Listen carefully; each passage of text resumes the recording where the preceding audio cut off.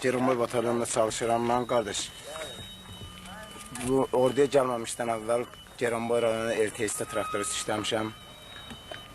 Nə tabi gördüyünüz yoldaşlarım, mən hiss elədim ki, bütün yoldaşlarım vətəni qorumağa gedir. Vətənin qeyrətini çəkən yoldaşlar. Mən də onlara qoşulub bu yağları torpağımızdan qovmaq üçün bu torpağa gəldim.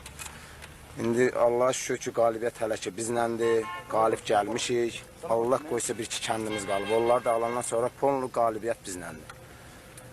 Arzu eləyərəm ki, bütün Azərbaycan xalqı həmişə belə şən günlərdə olsun. Necə ki, bugünkü günü hamı şadlıq eləyir, bayram eləyir ki, Qarabağ torpağı, bütün Azərbaycan torpağında o yağlar, yaşayan torpaqlar ki, bizim əlimizə keçib. Arzu eləyərəm həmişə belə şən günlərdə olsun. Elə bu işlə də əlaqədar xahiş eləyərdik. Necə yoldaşlar dediyi kimi, Arif Babayev bizim bu torpaqda bizim üçün bir gözəl konsert, süjet hazırlayıb. Onsuz da biz ona yəqin ki, baxa bilməyəcəyik. Belə ki, bizim burada elə bir şəraitimiz yoxdur.